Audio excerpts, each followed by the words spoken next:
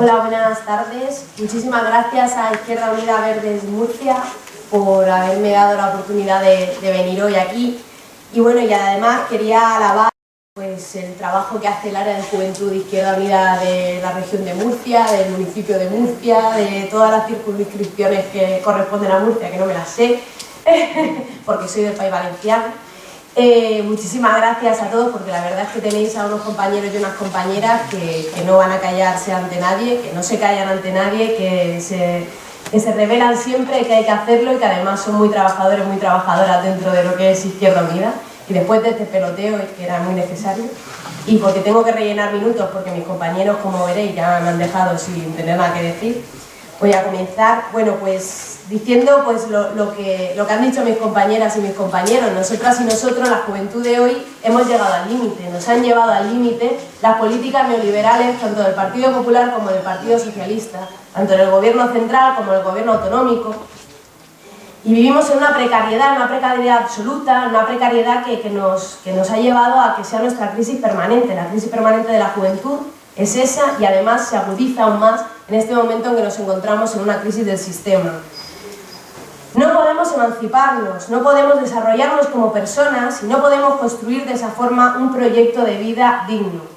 Por lo que creemos que es imprescindible transformar la realidad, que es preciso un giro a la izquierda para conseguir un mundo mejor.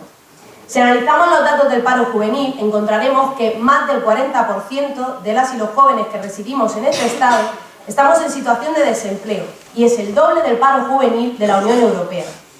En cuanto a aquellos y aquellas que pueden trabajar, nos encontramos ante una tasa de temporalidad laboral superior al 47%.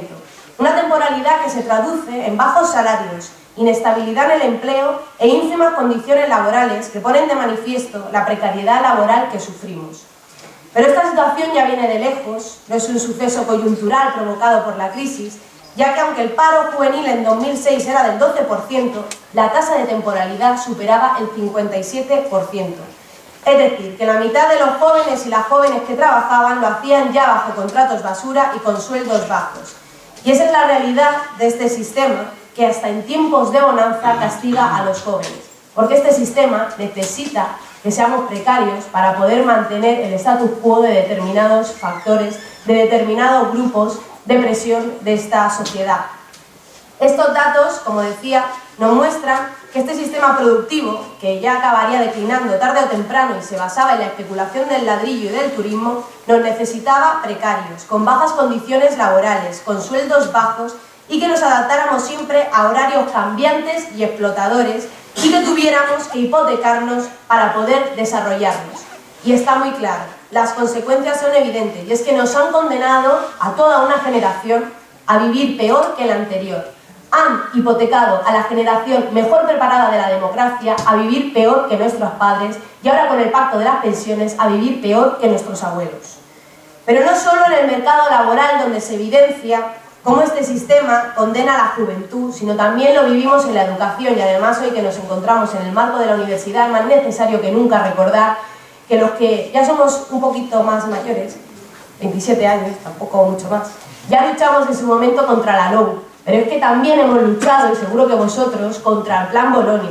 Y ahora tenemos que seguir luchando contra el marco de Estrategia Universidad 2015, que no pretende otra cosa sino que mercantilizar el conocimiento y ponerlo al servicio de las grandes multinacionales, de los grandes grupos de presión, de los grandes mercenarios que hacen que este sistema cada día sea más inhumano.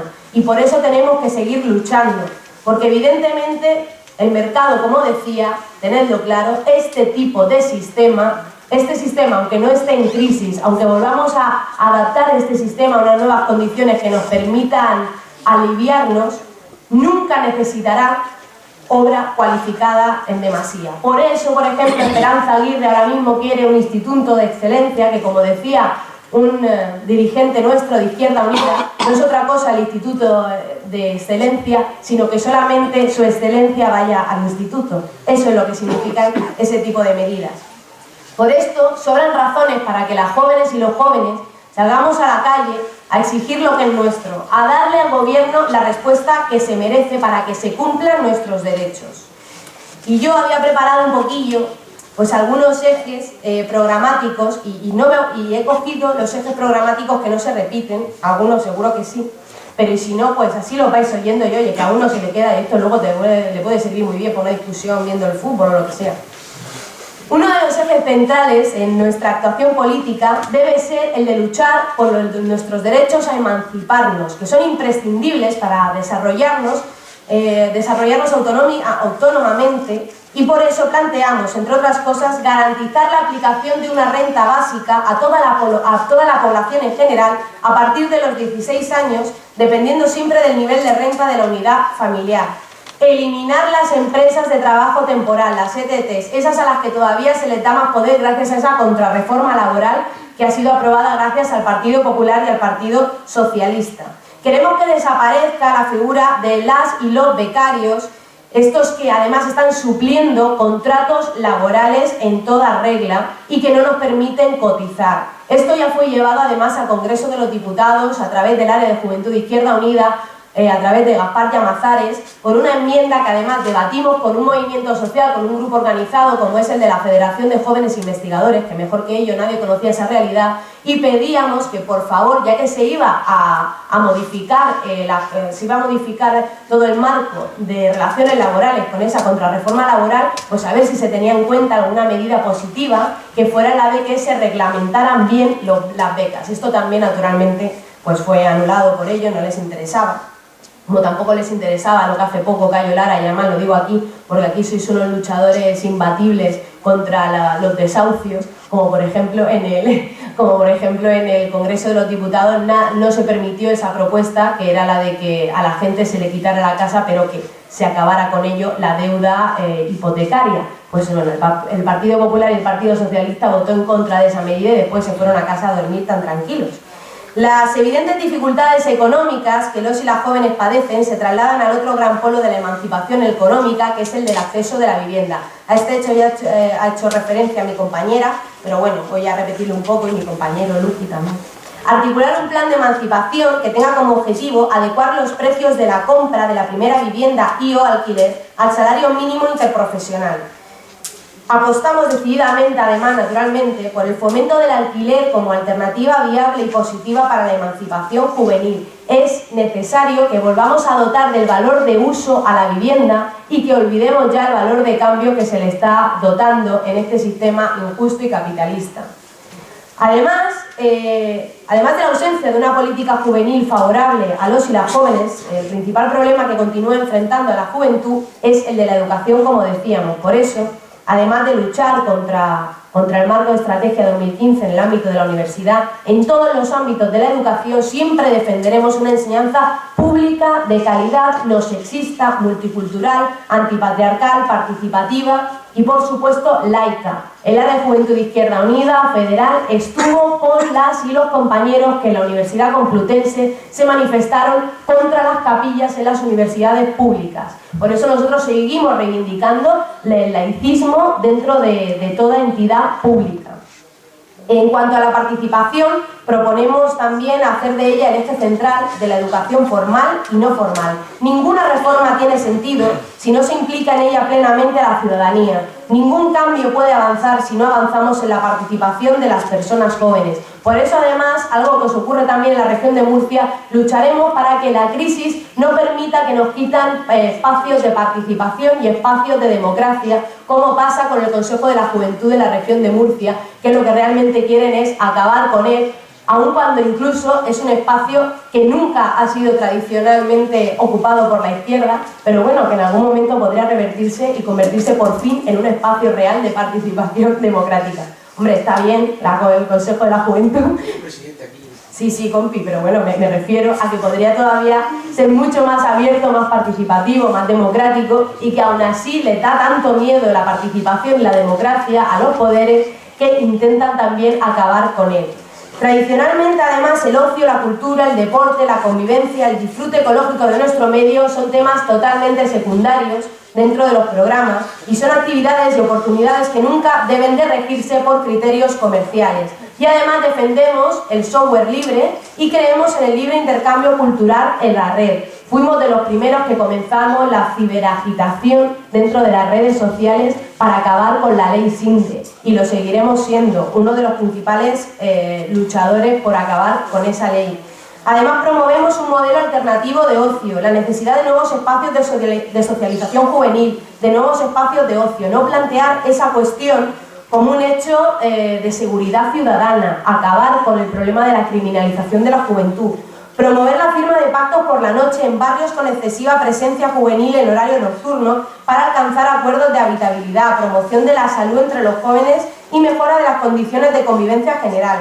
Financiar además aquellas entidades que fomentan la cultura impulsada, realizada y gestionada por gente joven. Impulsar políticas efectivas que ayuden a la creación artística de los jóvenes y las jóvenes creadores. Bueno, voy acabando con el rollo. En definitiva, lo que quería comentaros, como decía mi compañero, está creándose una plataforma que ha surgido del movimiento estudiantil que se llama Jóvenes sin Miedo.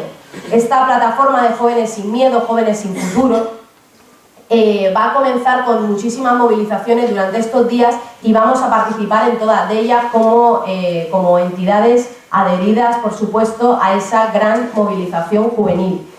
El gobierno merece de nosotros una respuesta contundente por quitarnos tanto y por ello tenemos que defender que lo queremos todo, porque solo luchando por el futuro conquistaremos el presente. Decía además Bertolt Brecht que el peor analfabeto es el analfabeto político, porque del analfabeto político surge la prostituta, surge el corrupto, surge aquel al que le gobiernan y que no sabe de dónde le vienen las políticas que se les impone. No lo voy a parafrasear aquí, pero quiere decir eso. Y por eso nosotros tenemos que luchar porque los jóvenes y las jóvenes de este estado, los jóvenes y las jóvenes murcianos, los jóvenes y las jóvenes en definitiva sean personas críticas, que se rebelen, que tengan una conciencia, porque solo, como decía Saramago, la alternativa al neoliberalismo se llama conciencia y solamente nosotros, a día de hoy, solamente Izquierda Unida, Verdes de Murcia, en este caso, pero solo Izquierda Unida puede ponerse la medallita de la conciencia, porque en todas las cuestiones en las que hay que defender a los que no tienen voz, en las que hay que defender, aunque sea muy difícil, aunque tengamos todo en contra, a quien está sufriendo, lo hacemos. Porque hemos sido los únicos que hemos dicho no a la guerra de Libia.